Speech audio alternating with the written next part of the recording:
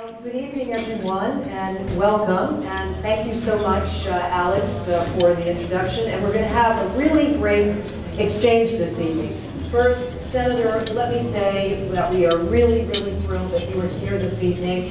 And that's not only manifested by the crew from New Hampshire, I'll say. We really are delighted to have you here.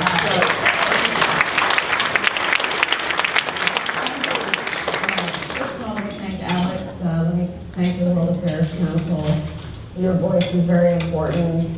And one thing I've said, if you look at foreign policy issues, it's very important for people to understand the connection between what we do around the world and our own security and our own prosperity in this country. So I appreciate very much what all of you are doing, and particularly bringing on the next generation of foreign policy leaders. So I'm honored to be here and very honored to be here with you, Paula. Thank you for everything that you've done and certainly your expertise in this area. It's really an honor to be here with you.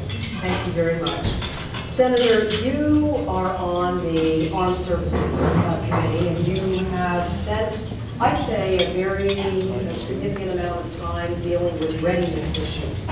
And Secretary of Defense Hagel has made a number of statements in recent days about the necessity of reform.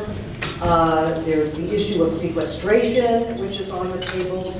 Talk a bit about what you see is the right balance here of how we can protect our national security interests, at the same time deal with some of the budgetary pressures that we need to deal with, and also to mix in that element of readiness and preparedness. How can we balance it all? Well, first of all, let me just say that where we are right now, we do face some significant challenges. As the former chairman of the Joint Chiefs of Staff, Admiral Mullen, said, the national debt is one of the greatest threats we face to our national security, because ultimately it means that if we can't be strong economically, then we can't invest in our security in the way we want to. We also can't be a leader around the world in a way that I believe makes the world and our country more secure. So this is a challenge that is not one where we can focus just on what we're willing to spend on defense versus looking at the rest of the pie. We're $17 trillion in debt. We face, if you look at where we're spending our money, I serve on the Budget Committee, and right now we're involved in obviously very important discussions coming up to a January deadline about how we fund the government for the rest of the year. But we have great challenges. 2/3 of our spending are on programs that aren't sustainable right now, Medicare, Social Security, other mandatory spending programs that are very important to people. And if we don't have an honest discussion about how to reform them, then ultimately they are going to, today, Dr. Elmendorf, the head of the Congressional Budget Office, testified before the Budget Conference Committee of the House and the Senate, that essentially that crowds out any choices we want to make, whether it's choices on what we can spend on defending the nation, choices on whether our focus is education, environment, all other areas. And so this issue of getting our fiscal house in order really does override everything. But where we stand right now is sequestration is cuts about $2.1 trillion from defense and non-defense. It took these cuts over 10 years from, I'm going to move this down because if you like, it's us. So over the, sorry.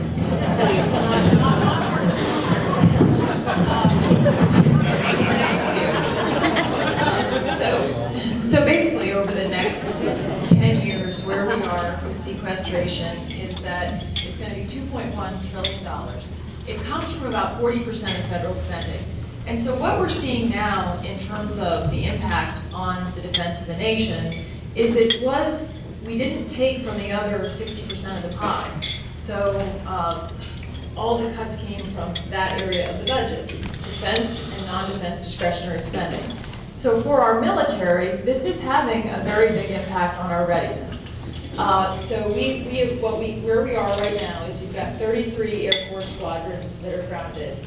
You have only 2 Army brigades that are ready for combat. You have a Marine Corps that will be at about 174,000 and will only be able to respond to 1 conflict, meaning if for some reason none of us wants to get into a conflict, but one of the things we've been very bad at predicting is where our next conflict will be.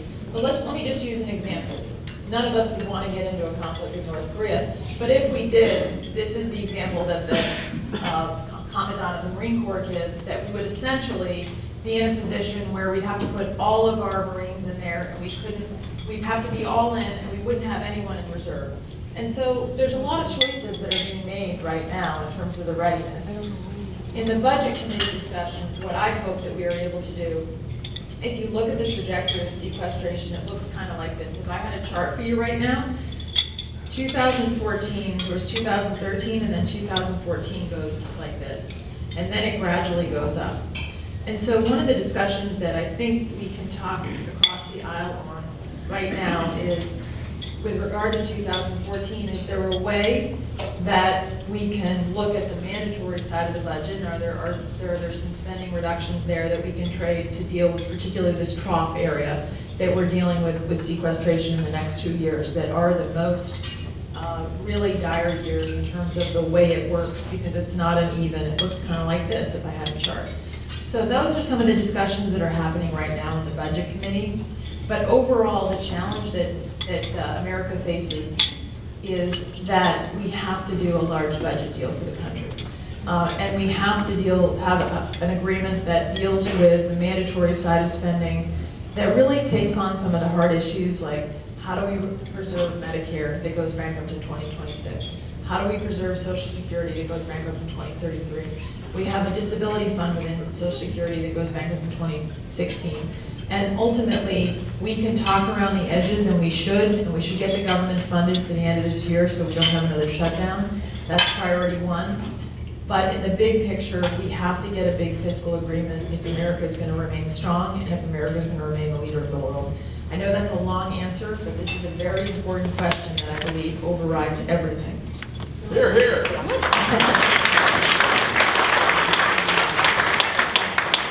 Hopefully I won't have any more mic incidents. I can do comedy up here too, right? This will be like one of those late night show scenes. Thank you very much for that comprehensive answer. And clearly the topic is a serious one. It's one that affects every single American. And we really come at a juncture where there are a lot of pressures bearing down on our budget and on our choices. And it was very good to hear your thinking on that. Let me ask you a subset of this. What about the question about troops? And are troops the issue of troops that have been based overseas? In this regard, I'm not speaking of Afghanistan. I'm speaking of ones where we've had troops that have been traditionally placed. Korea, Germany. There's been a real debate about the need for having these troops abroad. And then there's a second question, even just about the issue of our armed forces and whether we should reduce the number of our armed forces in each of these sectors and favor investments in technology. Can you just say a little bit about your thinking on that and sort of where the debates are as you see it going ahead in the future? Well, let me just say, irregardless of sequestration, we were going to reduce the level of our troops, meaning that there were going to be some reductions in our Army, there were going to be some reductions in our Marine Corps, because we withdrew from Iraq. We are gradually withdrawing from Afghanistan. However, we do have a situation where we can't think that we aren't going to have to fight a ground conflict again. So we are going to have a certain level of troops that maintains a level where we can defend. We've always looked at it, frankly, when we've looked at our readiness, we've previously looked at it as a strategy to be able to fight 2 conflicts at once. Then we went down to 1.5, and now we're down to 1. So the question really becomes, as I see where we are now, we cannot afford to further reduce we're going to be making some natural reductions because of our withdrawal from the Middle East. However, we cannot afford to reduce to a place where we couldn't possibly fight the land war. And frankly, only being able to respond to one conflict really puts us in some difficult choice positions. There's no question we also have to invest in technology. So there's a combination and there's a balance there, because one thing that we've had is a technological edge on our adversaries. We've had a technological edge that has allowed us to avoid conflict in some instances, because whether it's our ISR capabilities in terms of being prepared and knowing what our adversaries will do first so that we can avoid conflict. So investments in technology, I believe, and can help us avoid conflict, as well as being prepared if we have to be involved in a conflict. So I don't think it's a mutually exclusive choice. And right now we're sort of at a precipice because of sequestration, where we're really going to a place where we can't reduce our ground forces any further. Right. You know, the World Affairs Council always tries to choose topics that it attaches importance to, and it focuses our discussions, and all of the councils across the United States will bring in speakers and homing in on certain issues. Last year, one of the issues was Afghanistan. This year, Middle East is one of the issues highlighted. What would you pick out as sort of the top 3 national security issues that are of greatest concern to you and that you've been tracking? I would put number 1, Iran. I also believe, in terms of other national security issues that we face, al-Qaeda. I mean, Iran, al-Qaeda, and then I think overall, believe it or not, I would put it in the top 3 is our own preparedness, readiness, the level of engagement that we are willing to make. In other words, what is going to be our commitment so that we are ready? And I put that in the top 3 because if we get to a point where our commitment to the readiness of our military forces is so diminished, we actually invite more conflict. And so I actually believe that is a national security risk for us, because people want to test us more. But right now, as I look around the world, I'd put Iran and al-Qaeda at the top of the list. You obviously have Syria, other major issues that we face. We have a challenging relationship with Russia. I mean, we have throughout the Middle East. Right now, we're very challenged in terms of how we're dealing with the Arab Spring, all the way from what's happening in Egypt. So this is not an easy time internationally for us. And so when I think about, it's hard to name 3, but that's why I named those 3, but I wanted to mention the others because they present as much of a challenge to us, and any one of these situations, unfortunately, could flare up in a way that we would not want it to flare up, that could require further engagement from us, whether we like it or not. And I think that's the difficulty that we face right now.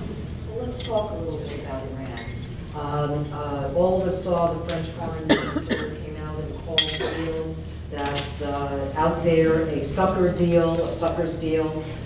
There's been a condemnation from certain quarters about the need to go forward with stronger sanctions. On the other hand, there are those who argue, no, you got to be patient. Let's play it through. It's too early. How do you see this situation? I never thought that I'd be sitting here saying, wow, the French are the tough guys in the room.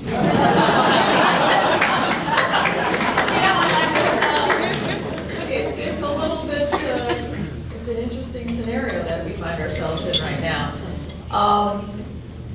Here's where I see it. Now, what I know publicly about the agreement that was trying to be brokered by the administration, I don't think it's a good deal. Because as I understand it, and all I have is public knowledge of it, is that it's really a brief month-type suspension of their nuclear program, with us allowing cash infusion into their economy because of the sanctions. And so what are we getting out of it? Not one centrifuge is dismantled. We haven't done anything to stop the plutonium reactor that they're putting together in Iraq, meaning Iraq within Iran. And so I just don't understand what is it that we're getting, because the one thing that I feel very strongly about, and it's not just me, we have rare bipartisan agreement in the Congress, but we have bipartisan agreement on the fact that we do not want Iran to acquire nuclear weapons capability. I mean, this is an issue that very strongly crosses party lines in a partisan place. And so, as I look at where we are, they have continued to enrich. They, from my understanding, are fairly close to having enough enriched uranium to have be in a position where they can easily have nuclear weapons capability. And so the time is really now for, if we're going to have an agreement, and I think all of us would hope that we would be able to broker some kind of peaceful agreement here. No one wants any kind of military action. That is the last resort for any of us. But I just don't think this is a good deal from what I've heard. And Secretary Kerry was before the Senate Banking Committee today in a classified hearing. And I was not able to be there because it was only the ranking members, meaning like the chairman and the top Republican from the Armed Services Committee and the Senate Foreign Relations Committee is my understanding. And here's the behind the scenes report I got on the briefing that did go well. No, I mean, this is what I'm hearing from other members and from staff, is that it was not a very powerful briefing. So there's not a lot of confidence right now, I think, in the Congress that this is a good agreement. So I hope that we can come to an agreement. I really do. The one thing I do take from where we are with our posture with Iran is that the sanctions are working. See, Iran wouldn't even be at the table if the sanctions were not having an impact. And so our takeaway from this needs to be the sanctions do make a difference and can make a difference. And so can we keep the pressure on the sanctions to get them to a place where they're willing to dismantle the centrifuges, stop the plutonium reactor. I'd be willing to let them have a peaceful nuclear program, but that requires transparency with the United Nations and international partners. And so those are some of the things that need to happen so that before we ease sanctions, we know we're going to get real results. And I think that's what we hope for.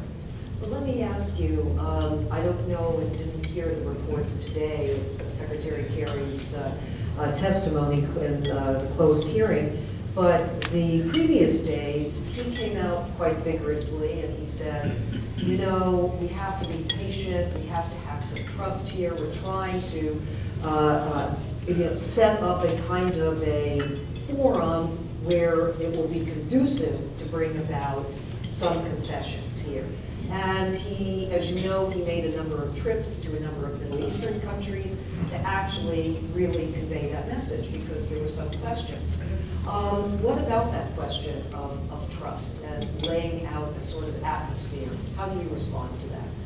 You know, I think it's very difficult for us to have, to build this trust relationship with Iran. I mean, they're the largest state sponsor of terrorism in the world. They are the biggest player in Syria right now to allow the Assad regime to murder its own people. You've got Rouhani, who of course is presented as more of a moderate figure, but you know, he wrote this book where he talks about how he tricked us and how basically how you trick us is by, you know, appearing very reasonable and moderate, but then continue to build your nuclear program. So this is the backdrop upon which we have to build this trust. So I think the way that we build trust is results. So in other words, how can we trust what is being said? We need results. It can't be a suspension of the program. It has to be, this centrifuge is going to be dismantled and we'll let you watch us dismantle it. I mean, that I think is how we build some trust with not just let's talk for a long time, What is it that you are willing to do to show that you're serious about getting a result here? And really serious about not having nuclear weapons capability. It's one thing, and we appreciate that you want to have nuclear power. We understand that. But that's where I think we build trust, and I just haven't seen that yet. I think all of us would like to see it. It's not that we're naysayers and we don't want an agreement with Iran. We do. We know it would be good for our country if we could get a real, verifiable, transparent agreement that stops their nuclear weapons program. Let's go to Afghanistan, a country that you've paid a lot of attention to in the recent days. You've also given thought to legislation in this area. What do you envision? Are we going to be witnessing an agreement here? Will there be a complete withdrawal of troops like in Iraq? Or I know that there have been those advocates of having some residual forces on the ground for stability purposes to also back up the investment that we have made. How do you see this unfolding at this time? And what do you think are the right pressure points with regard to Afghanistan? Well, with regard to Afghanistan, where we are right now is we've been waiting. They're trying to obviously negotiate a bilateral security agreement right now with the Karzai regime. Let's face it, the Karzai regime is very, very challenging. There's a lot of corruption, and challenging is probably a very understated word in terms of dealing with Karzai. That said, I went to Afghanistan in January. I hope to go back again this January. And when I met with the commander in Afghanistan, I was there with several of my colleagues, and I was very fortunate to be in a briefing where he shared with us the information that he had given to the President of the United States about what his recommendation would be for the follow-on forces in 2014 and beyond. So that was January, and we haven't gotten a decision yet from the administration. And so this is a very big question that is hanging out there right now. And it's a question that needs to be resolved. And we have NATO partners that whatever our commitment will be, that they will have some level of commitment too. I don't think that we envision that we will be there alone. But all of our commanders believe that it can't be zero follow-on. Because if we have zero follow-on, I think we've all watched Iraq evolving right now, really going very much backwards, I think, unfortunately back into a potential civil war type situation, greater engagement from Iran, greater engagement of al-Qaeda. And so with everything that we've sacrificed in Afghanistan, the encouraging part that at least General Dobriansky, when he was recently before the Armed Services Committee, and I asked him about it, is that the Afghan National Forces are doing much better. They're much stronger. We put them in the lead in terms of protecting their country. They're not quite there in terms of us just washing our hands and walking away.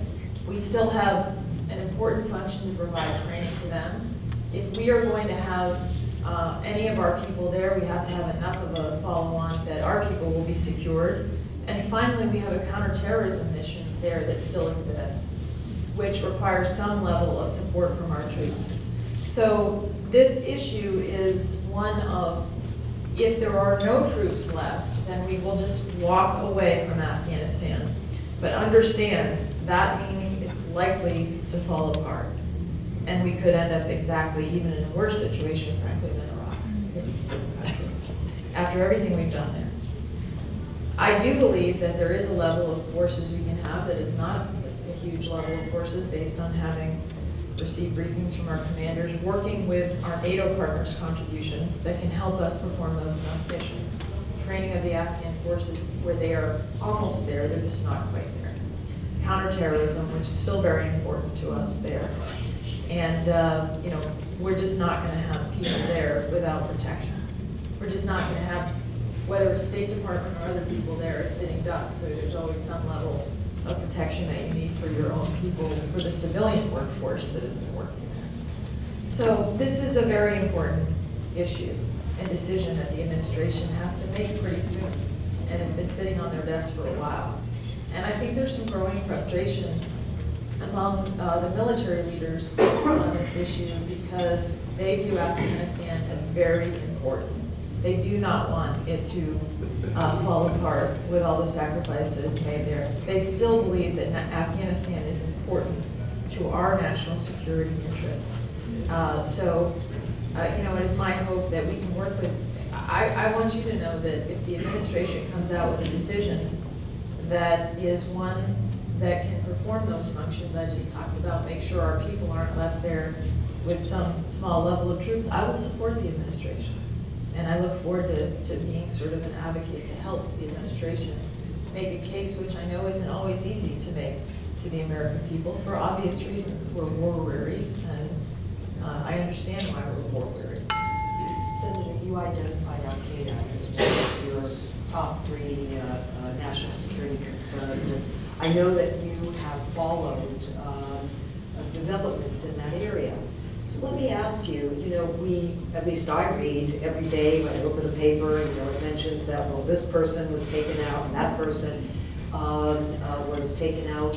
Where would you say al-Qaeda is at this time in terms of its, if one could use this word, strength and capability? You cited as one of the top three national security threats. Give us a feel for that. And this is, like I said, this is an area that the senator has really dug deeply into. I mean, you follow closely. So well, I think, listen, we've taken out a whole, what the administration would define as core al-Qaeda. So we've taken out a lot of them, many of them by drone strikes, other ways. So, but you still see metastasizing al-Qaeda. So whether it's al-Qaeda in the Islamic Maghreb, whether you have, obviously, you've got forms you've got some al-Qaeda in Iraq, you've got a very primarily, in Africa, you're thinking about a fairly diverse region. So you've got Yemen, you've got Mali, Africa, you've got the situation where you've got them in Iraq, you've got them in Syria playing there, al-Nusra. So it's fairly, I think, geographically diverse of where we see them metastasizing. And so while we've been very successful, I think, in taking out the core, it still is very much a threat to our country. And so for us to say that al-Qaeda's on the run and that we can kind of say, oh, we're done with that, I don't think that reflects the reality of what we're facing. And we may be facing less larger scale, I mean, not a 9/11 type attack, but for example, the new nominee for the Homeland Security, the head of Homeland Security, Jay Johnson, who was formerly at DOD, was before the Homeland Security Committee Day. I asked him about the al-Qaeda threat, and he described it as really still a very serious threat, and a very serious threat that we even face from our homegrown, self-radicalized individuals in this country. And so he said that we're more likely to face more lone wolf type attacks as opposed to a larger coordinated attacks. But we know that those types of attacks can have a devastating impact on community and the feeling of security within our country. So how do we prevent them? One of the ways that we've been, I think, very successful in helping dismantle al-Qaeda is our intelligence gathering. And so intelligence gathering, doing it obviously in smart, well thought out ways is a very important part of protecting our country. And so this, to me, is where we've had an advantage and not something we can turn our backs on if we want to prevent attacks on our homeland. Senator, I'm going to alert all of them. Think of your questions. I'm going to come in a moment. We got a hand over there. I have one more question for the senator, and then we're going to go to all of you. I wanted to ask you about Syria. You mentioned Syria before, and Syria's out there. There are the chemical weapons negotiations taking place, but many question, all right, there's the negotiations, but what about Assad? And what is going to happen to him? Give your views on Syria, and where do you see this going? Your views on what's happening now, and what do you think needs to be done? Wow. Syria's a big mess. To put it in technical terms. So, we obviously, the agreement that was made with Russia and Syria on the chemical weapons issue, we're now seeing that there's concerns that Syria really isn't, that the Assad regime is not revealing all of their stores, and there's a lot of questions about how do you verify that they're actually being forthcoming in where all their chemical weapon stores are. But I think the end result of where we are with the agreement that obviously on the chemical weapons issue is that Assad is stronger. I think Assad participated and agreed to to say, yes, I will dismantle my chemical weapons, and even though he's not being forthcoming about it, because this is a way for him, what has this always been about for him? It's been about staying in power. I mean, that's why when his people rose up peaceably, he murdered them. So this actually will result in him in a better position to stay in power. Because now we're not, there's no threat from us. He's just saying, well, I'll give up the chemical weapons issue, but I can murder my people through any other means. Russia continues to provide arms to the Assad regime, so they get to do what they want and keep their naval base in Tartus. And Iran is still in a position where if they can keep Assad in power, they have their partner. So, I think what should we do? Our involvement should have been much more engaged much earlier than it was. So obviously hindsight is 20/20 on these issues, but I think we could have helped if we had gotten engaged much earlier on. At this point, we are providing some assistance through the CIA and also some through DOD, but the training we've given has really been not many of the fighters that we believe we can work with have been trained at this point. So any assistance that we can provide to the vetted opposition, there are members of the opposition that aren't members of al-Qaeda, but they have to be carefully vetted because now it's a very eclectic group. So we should continue those efforts. We certainly, I think, owe it a responsibility to the Syrian people to support them with humanitarian efforts. I had a chance in January to go to the Syrian refugee camps in Jordan, and I obviously see the refugees and meet with the refugees there, so this is very difficult and dire for them. But we're also, I think, need to support our allies in the area. The influx of refugees is having a very dramatic effect on the economy of Jordan. And so Jordan has been a very important, King Abdullah, very important partner of ours, so making sure that we provide support to Jordan to make sure that his regime doesn't become destabilized as a result of the influx of refugees. We also face sort of a crescent issue that Turkey has similar problems, and Lebanon is sort of feeding out in the area. So given where Syria is right now, I think we have to support our allies in the region as much as we can, support the humanitarian efforts, and to the extent we have not been robustly engaged with the opposition, to the extent those efforts can be increased, we should, vetting who we're giving aid to. All right. You have a question over here still, and if you don't mind, we have a mic, and please introduce, it's right in front of you, and please introduce yourself. I have Peter White of Southern Center for International Studies in Atlanta. I have a two-part question, both of which relate to Homeland Security and the nation's national security. It's agreed upon that the most effective resource that we have in the event of a major terrorist attack or a major natural catastrophe is the military, led by the National Guard. The agreed upon figure of the value of the equipment left behind in Iraq, or damaged so severely that it had to be just disposed of, is $50 billion. That's what it would take to re-equip the National Guard units of the United States to bring them up to combat status, or to give them the necessary equipment to respond to those events. I asked the former head of Homeland Security a couple of months ago at a Council on Foreign Relations meeting about this, and she agreed with the number, and I asked her where was the funding, and she said, well, it's in the Congress, and then she sort of said, good luck. That's the first part.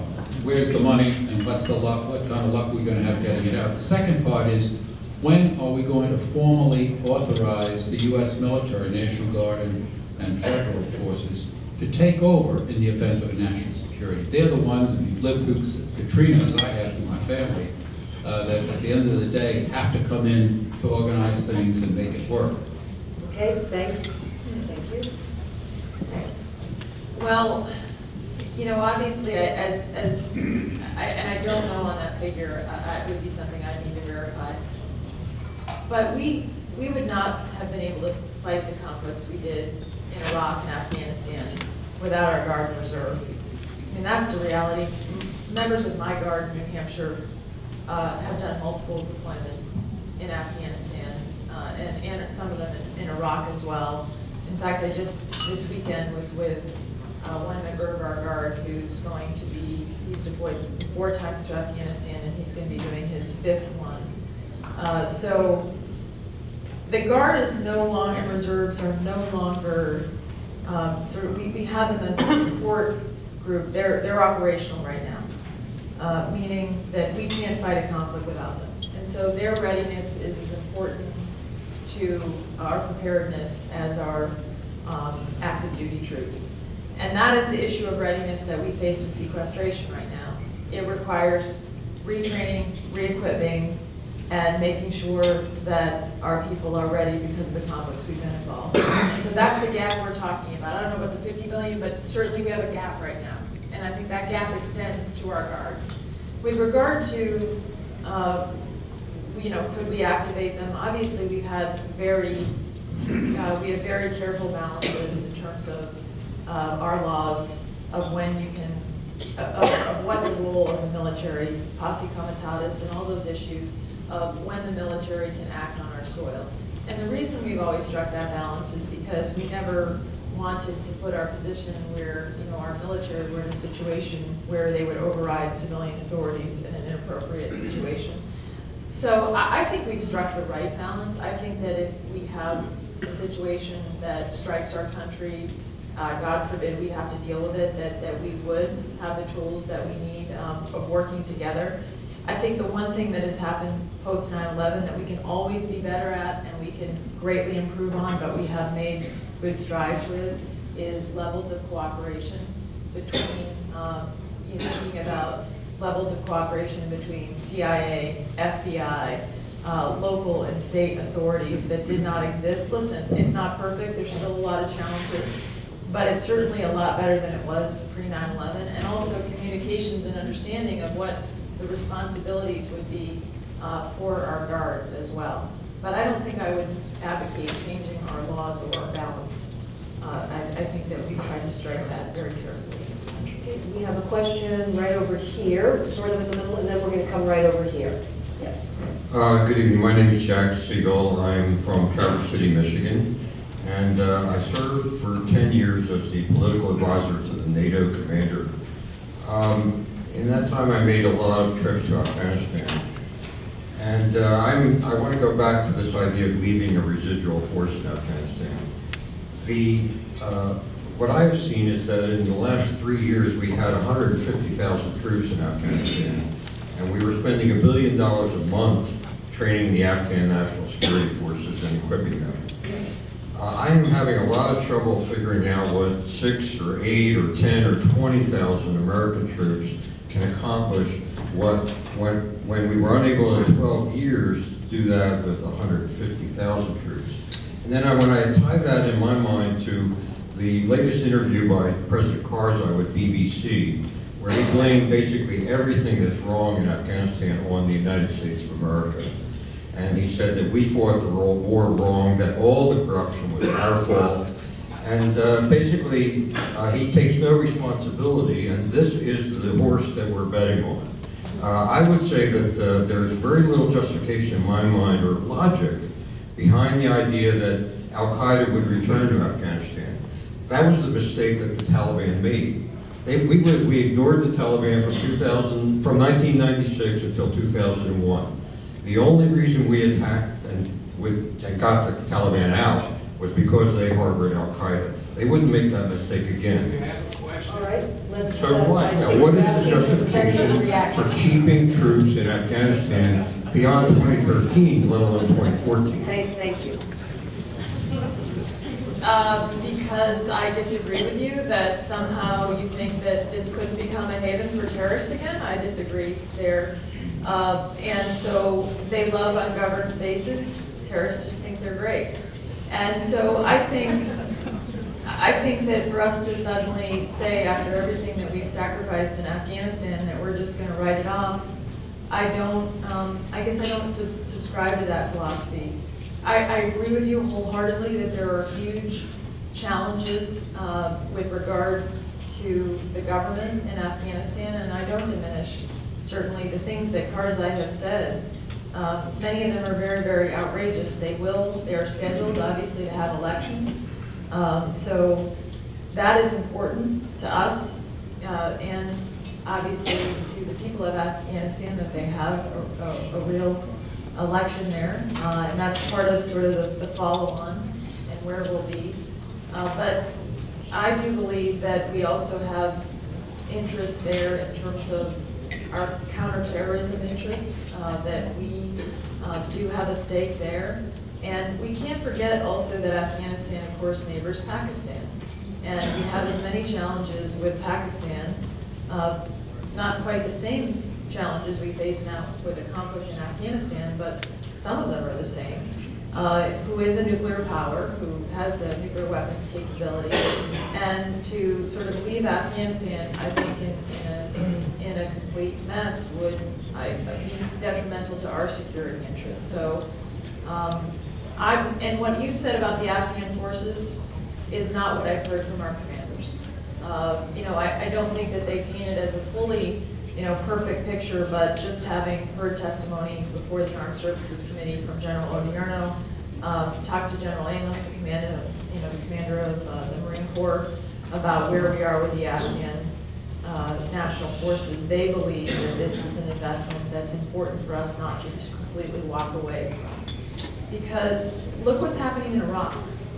We did not come to an agreement. We had no follow-on force there. The place is going downhill quickly and to our detriment. I can't help but think that, Iran has used Iraqi airspace to transport many of the arms that have gone to the Assad regime. If we had been able to work out an agreement with Iraq, as the administration had, that may even have had a much more positive impact on what has happened in Syria. So our decisions certainly in these areas have broader implications than even the country, and I believe that's the case with Afghanistan. But I certainly respect that reasonable minds can disagree on this. This is just how I look at it. Okay, we have a question over here, and we'll try to catch some more. Yes? Senator, I'm Joyce Davis with the World Affairs Council of Harrisburg. I've spent many years as a reporter covering the Middle East and particularly terrorism.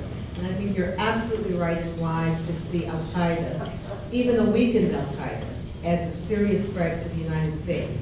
Which leads me, but we have to understand that there is a motivation for this. It's rage, it's anger, for whatever reason. Are you at all concerned that we may be breeding a new generation of terrorism with our use of drones? And with the impact that that's having on societies that watch the kind of, slaughter that's happening? We may not have a choice, but is it fueling a new generation of terrorists?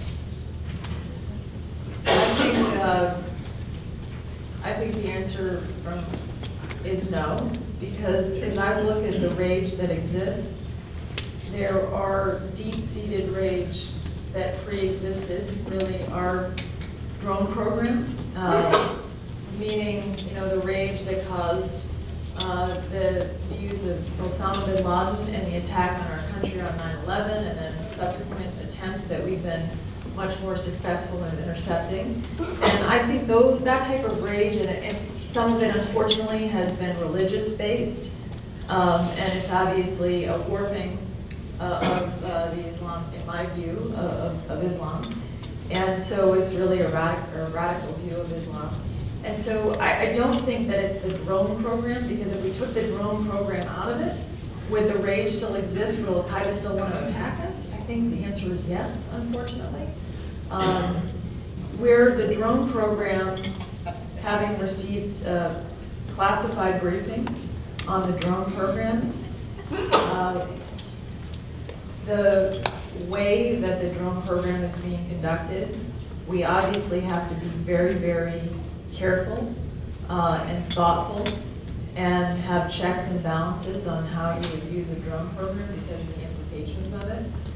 I feel from the briefings that I've received and the number of reviews and how long and the decision-making and the intelligence that is required before they will make that type of decision, I think that the administration is trying to be quite thoughtful in the use of this tool.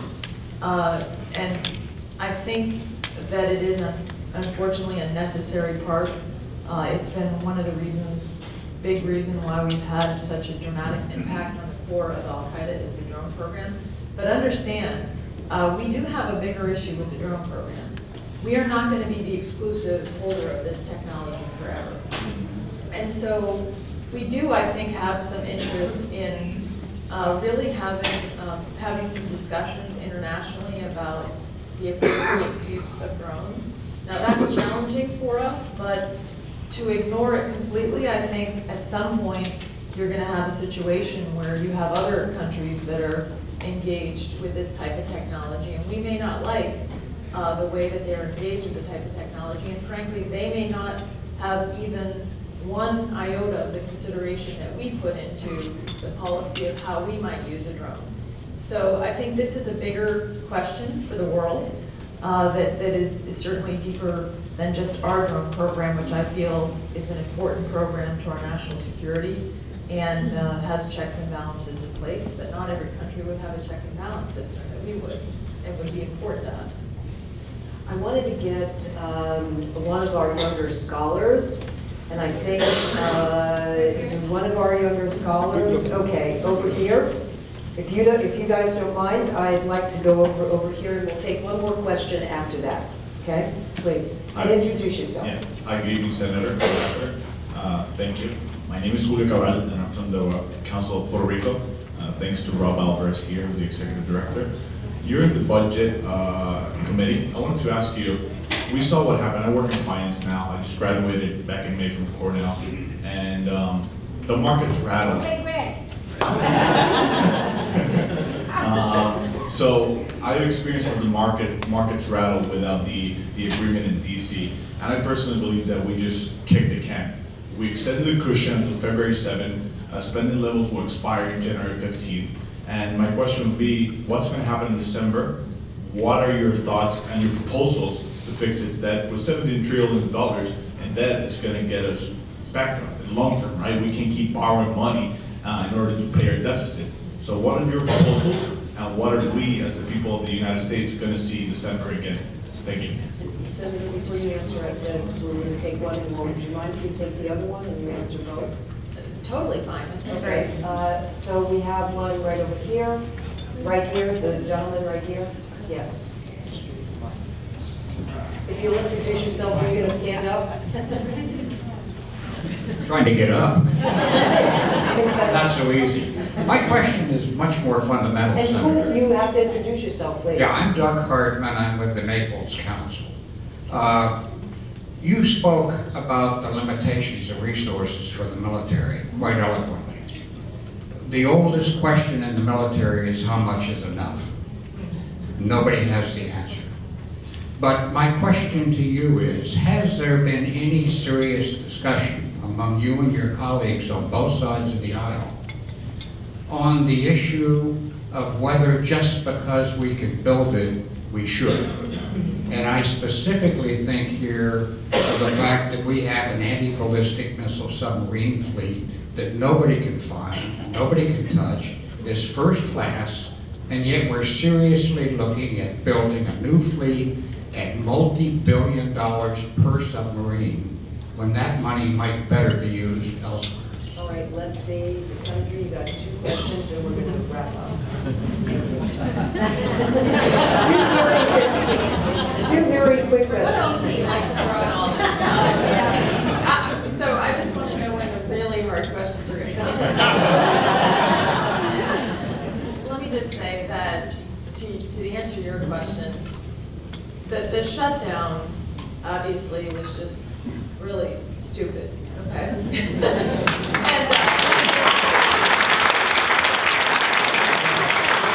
I'm not saying anything that I haven't said very publicly about it, but, and you're right about kicking the can down the road.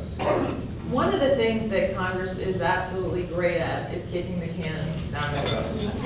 And since I've been in the Senate, I got elected in 2010, we've just been operating by continuing resolution from continuing resolution. And what that does is actually is not a cost-effective way to run anything.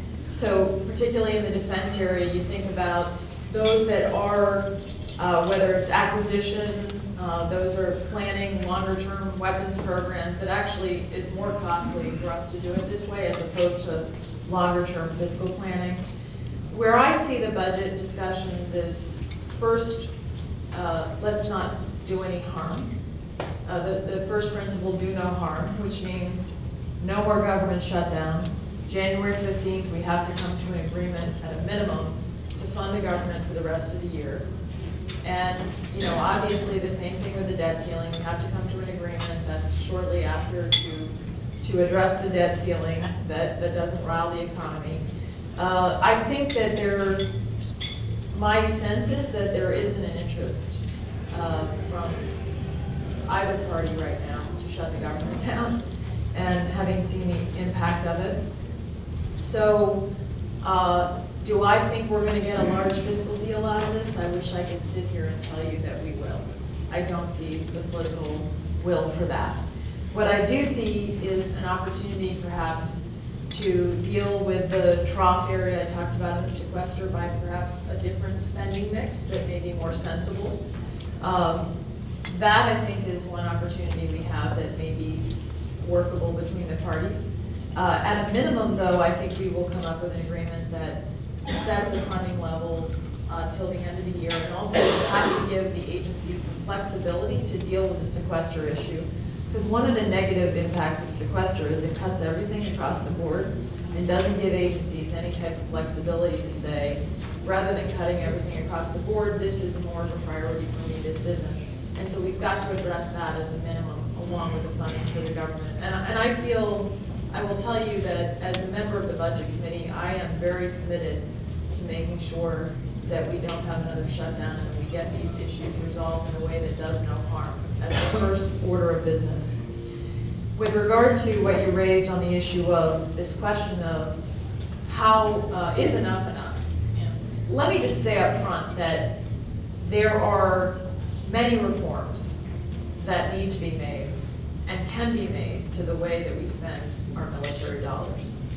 Acquisition reform, where we've seen multiple cost overruns for weapons programs, some of which, it's the contractor, you can blame the contractor, but it's not always the contractor. Sometimes it's the requirements that are being placed on the other end by the military that are ever changing and that the contractor is trying to meet. So the issue has to be addressed, not just looking at where it's just a contractor issue, but it's also sort of how does the military acquire weapon systems and what is it that we really need and how are we going to prioritize them. There are also many other areas, well, just a basic principle of, you can't audit. You can't audit the DoD, which is an important principle just of financial management that I've been very interested in making sure that the Department of Defense can undergo an audit. And then we've got to stop spending money on weapons programs that don't get results. One of my favorites has been the MEADS program, the Medium Air Defense Program, that I like to call, and others have called the missile to nowhere, which is, we've invested billions of dollars in this, okay, with our European partners, and we're not going to get a result that our troops will use, okay? So if we're going to complain, if the Defense Department is going to complain saying we're getting cut disproportionately, which I will tell you that they are, then we also owe it to reform how we spend our defense dollars, to be smarter about it, and to make sure that we are getting the maximum return on those. And so, and that means every area of how we look and acquire weapon systems, how we do procurement, how we look at the defense budget, and frankly, what's the structure? There's been a lot of growth at the Pentagon. Do we need every person at the Pentagon? I'm not sure we do. And as much as I love our military, when they come to testify, there's an army that comes with them. So, you know, have we gotten to the point in terms of the Pentagon structure where there really is too much bureaucracy there in areas we can cut back there? I, for one, am someone who's going to defend our military, but count me in as well to reform our military, to make sure that we aren't wasting money there. But to put into perspective of where we are in terms of overall spending, I think the way to think about defense spending is as a percentage of GDP. The reason I say as a percentage of our GDP is because that's what we also ask NATO. You know, we've been pulling the weight for every player in NATO for a long time. And we are NATO. So where we are right now with sequester is that if you look historically, and I'm not going to remember the numbers exactly, I think I've got them here, but if you bring us from 2011, before that, does it go, Brad, you can answer this for me, before World War II, it's about over 4% GDP. So we're about 3% now in Right. perspective since World War II, it's much higher. Yeah, so since World War II, we were over 4% spending of GDP on average. Right now, we're about 3%. If we continue sequestration, the next 10 years, we're about 2.3%, right? Roughly. So this is the question of, if you look at the relative size of what we're spending, also look at, so where is it relative to the size of our economy? And historical proportions, ask yourself, have the risks diminished so much that we think we can cut that much in terms of what our capacity is, regardless of all the reforms. Yes, do I think we can save money for reforms and do things smarter? Yes. But that doesn't get us from 4% of GDP to 2.3% of GDP. That won't account for all of that. What that requires is choices of what we are capable of doing. And so the question for the American people is, what is it that you want to give up in our capabilities of what we were able to do in terms of defending the nation? And so that's the path we're on if we're going to continue to diminish our defense spending, getting down to close to 2% of GDP. Senator, let me say we appreciate greatly your candidness and your directness in responding to all of these questions, and also your sharing your expertise. And thank you for your time. You've been very generous, and it's a great way to kick off our World Affairs Conferences of America, World Affairs Council.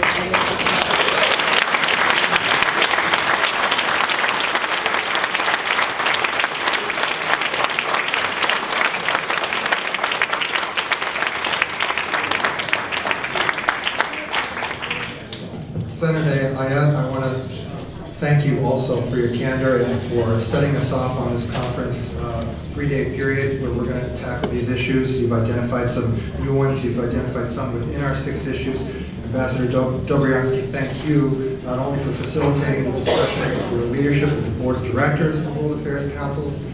I am going to handle my own microphone incident, which is not saying enough earlier, by way of modeling for my staff and for promising from the very beginning 100% accountability to the leaders of the World Affairs Councils. I confess that no, the cat did not eat my paper, but my briefing papers got stuffed and I failed to mention 6 students' names. I'm doing so now.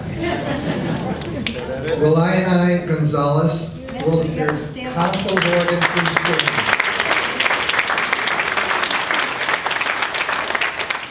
Nina Brilniak, World Affairs Council of Pittsburgh.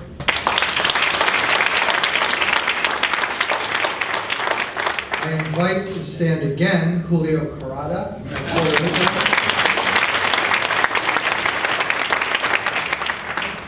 William Resch IV, Rochester, New York. Joshua Kelly, World Affairs Council of Santa Fe. And Kevin Gomez, World Affairs Council of St. Louis.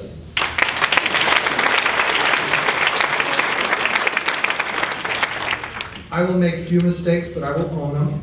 And that makes 25. I'm told that these students and the young professionals among us, that means everybody, can convene in the lobby at 10. I plan to be there for an event. Meanwhile, all the professionals, the non-professionals among us, Senator, Ambassador, let's enjoy coffee and dessert. Thank you very much.